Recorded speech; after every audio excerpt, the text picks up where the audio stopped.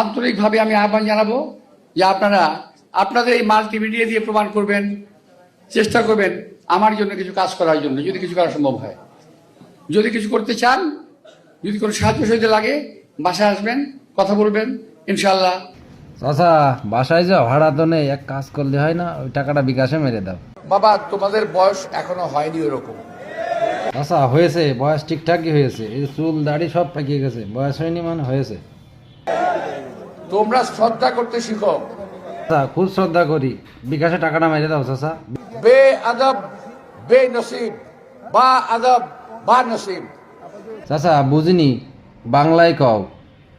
অর্থাৎ বে আদব সব সময় কপাল খারাপ হয়।